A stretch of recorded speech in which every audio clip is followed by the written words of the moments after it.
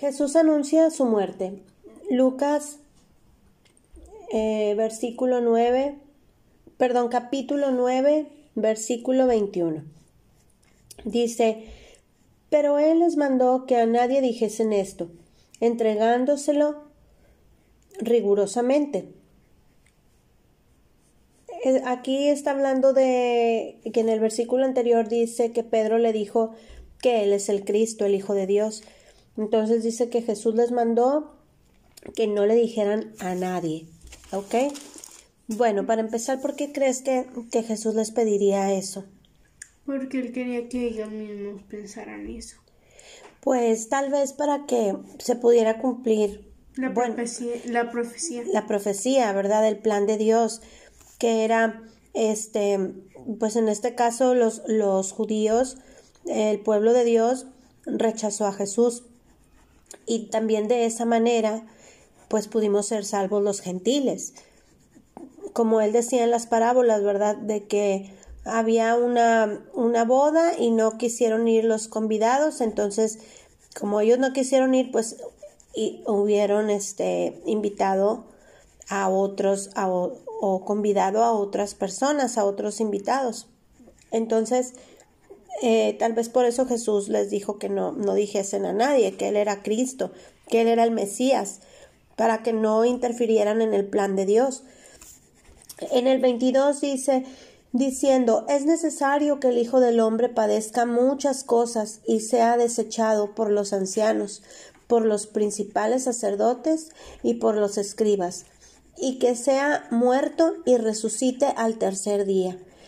Fíjate, dice, es necesario, dijo Jesús. O sea, tenía que pasar eso, tenía que padecer. Por ejemplo, como los ciclos tienen que pasar. Sí, por el ciclo del agua o así tiene que pasar. Pues que todo funcione. En este caso, sí, Dios tiene sus planes. Entonces ya estaba escrito que tenía que haber un sacrificio de un santo, del Cordero Santo. Entonces, como no hay nadie santo sobre la tierra más que Jesús, tuvo que venir él mismo a la tierra para poder cumplir ese sacrificio por el perdón de los pecados de la humanidad, del que quiera recibir a Jesús. Pero sí dice que tenía, recordamos también, vamos a recordar esto, la Pascua viene desde Moisés, ¿te acuerdas? Sí. Cuando salió el pueblo de Egipto, el pueblo de Israel sale de Egipto porque estaban como esclavos y recuerda que el faraón no quería dejar ir al pueblo de Dios. Entonces por eso Dios mandó plagas. Entonces... y él decía, suelta a mi pueblo y le mandó ranas. Exactamente, les mandó plagas y la última plaga era que iba a morir el primogénito varón de cada familia. Por eso Dios les mandó al pueblo de Israel, a los israelitas, que ellos tenían que matar un corderito y con la sangre del cordero iban a ponerla ahí como señal. Creo que pasó la del arca porque estaban usando demasiado cordero. O no, algo estaba... No, por eso Dios vino, ¿no? Porque estaban usando demasiados corderos, pero volvían a hacer lo mismo. O sea, sí, sacrificaban por el perdón de los pecados. Por eso fue que Dios vino, porque estaban sacrificando a todos los corderitos, pero como que ya seguían haciendo lo mismo. Sí, o sea, seguían pecando, sacrificaban un cordero para el perdón de los pecados y luego volvían a pecar y volvían a sacrificar otro. Entonces no es así, por eso vino Jesús para morir solamente una vez y para siempre perdonarnos, y él resucitó, ¿verdad? Ningún corderito resucitaba, pero Jesucristo dice la profecía en Isaías que él es consejero, es Padre eterno y él es eterno, por eso él resucitó. Entonces, bueno, él es el creador, el dador de la vida, también dice en la palabra. Bueno, entonces recordamos como estábamos diciendo que eso es la Pascua. cuando el pueblo de Israel mató ese corderito, cada familia puso la sangre por señal en las ventanas, en las puertas, en los dinteles, dice ahí. Y bueno, en este caso, cuando pasó el ángel de la muerte, pues no les hizo nada a ellos. ¿Por qué? Porque tenían esa señal de Jehová, que Jehová les había mandado, y así él sabía que ahí no iba a herir a nadie. Entonces, en tiempos de Pascua, Jesús murió y resucitó, hizo ese sacrificio, por eso se cumplió la profecía, pero tenía que padecer. Dice aquí la palabra de Dios, dijo Jesús que tenía que padecer. Por eso, yo creo que por eso, como decíamos anteriormente, le dijo él a sus discípulos, les mandó, fíjate, dice, pero él les mandó que a nadie dijesen esto, encargándoselo rigurosamente. O sea, fue una orden y una orden rigurosa, no le digan a nadie. Entonces, así él tenía que haber padecido, para que los sacerdotes, principales sacerdotes, los escribas, todos los que creían conocer mucho la ley de Dios, la palabra de Dios, todos ellos lo iban a despreciar. Y dice, y decía a todos, si alguno quiere venir en pos de mí, niéguese a sí mismo, tome su cruz cada día y sígame. Hay que seguir a Jesús todos los días de nuestra vida. Dice, niéguese a sí mismo y tome su cruz cada día.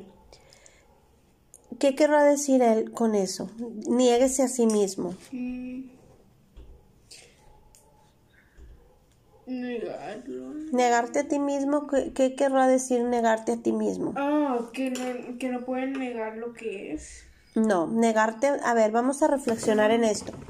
Haz de cuenta que tú dices, bueno, por ejemplo, yo soy Jessica y me niego a mí misma porque quiero seguir a Jesús. Por eso dice, ya no vivo yo, sino Cristo vive en mí, porque todo lo que nosotros hagamos debemos de hacerlo como para el Señor, también dice la palabra. Todo lo que hagamos, hagámoslo como para el Señor, no como para nosotros mismos. Por eso vamos a ser salvos por la gracia de Jesús, no por obras, para que nadie se gloríe, ¿verdad? Entonces dice que tenemos que cada día tomar nuestra cruz y seguir al Señor. Dice, porque todo el que quiera salvar su vida, la perderá. Y todo el que pierde su vida por causa de mí, éste la salvará. Pues, ¿qué aprovecha al hombre si gana todo el mundo y se destruye o se pierde a sí mismo? Fíjate, o sea, qué importante es esto que está diciendo Jesús, porque dice que el que quiere salvar su vida la perderá. A veces ponemos los ojos en las cosas del mundo y no en las cosas de Dios. Acuérdate que los reinos del mundo pues son del enemigo, porque él lo dijo, que a él le fueron dados los reinos del mundo. ¿Cuáles son los reinos del mundo? Las cosas malas.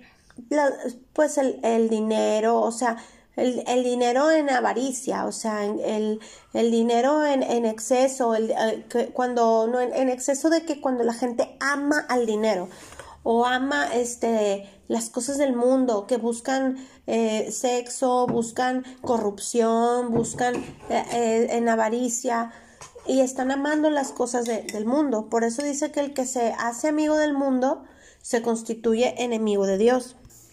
Entonces, las cosas de aquí son temporales. Las cosas del cielo, las cosas espirituales son eternas, sí, son para siempre.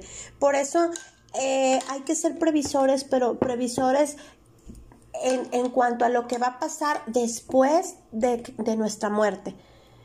Mucha gente piensa que es previsor. ¿Por qué?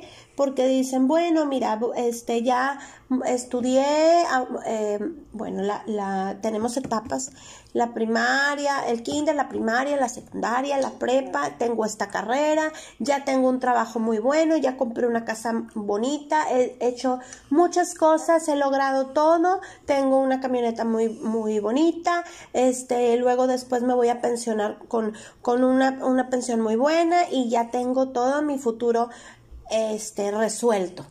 Sí, pero el de aquí. Claro, el de aquí. Pero a lo mejor aquí vamos a vivir, no sé, si bien nos va 80, 85 años, no sabemos cuánto, Dios nos deje, 70, 80, no sabemos. Pero lo importante no es ser previsor.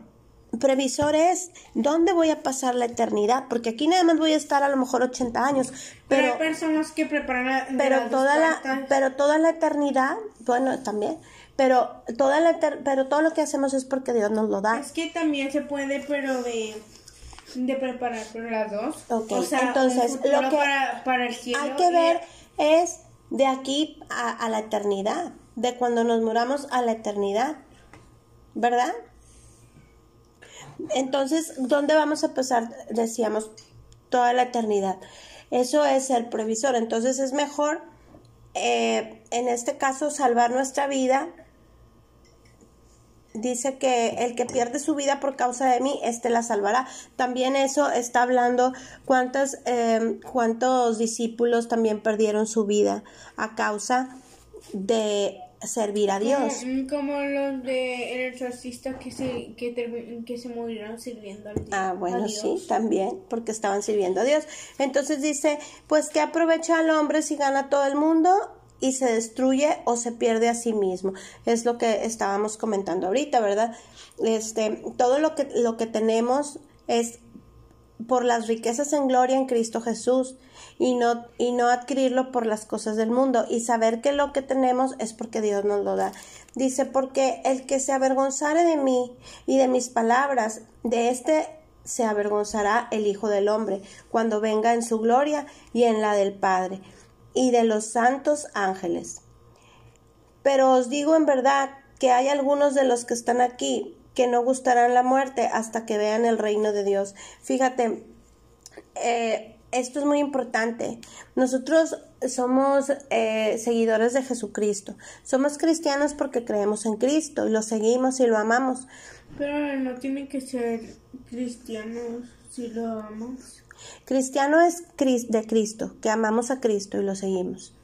¿Ok? Pero hay personas que lo aman también. Sí, pero si lo aman es que son cristianos, o sea, siguen a Cristo, a Jesucristo.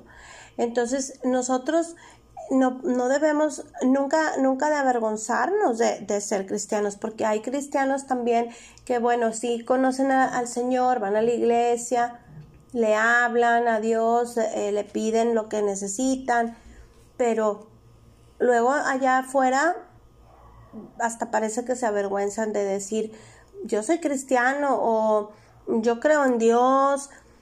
¿Cuántos videos hemos visto también, por ejemplo en YouTube también, o los vemos que dicen, pídele al universo, pídele, y cuando en realidad esa persona tal vez sí cree en Dios, pero no se quiere meter en cuestiones religiosas, en este caso no quieren ser juzgados y prefieren decir pídele al universo, cuando sabemos que el universo es creación de Dios, es creado por Dios, no es como que tenga una conciencia. Entonces, no debemos nunca jamás de avergonzarnos, al contrario, debemos de estar orgullosos de ser hijos de un rey, del Rey de Reyes y Señor de Señores, y que Él es el que nos da la salvación. Gracias a su sacrificio en la cruz, a que murió por nosotros y resucitó y está a la derecha del Padre reinando, y entonces un día nosotros vamos a estar con Él también. Por eso dice que el que se avergüence de Él, Él también se va a avergonzar de esas personas que les da vergüenza admitir que aman a Jesús, ¿verdad? Es muy feo. ¿Tú cómo te sentirías que alguien se avergonzara de ti? Pues te sentirías mal, ¿verdad? Despreciada, te sentirías, ¿cómo te sentirías?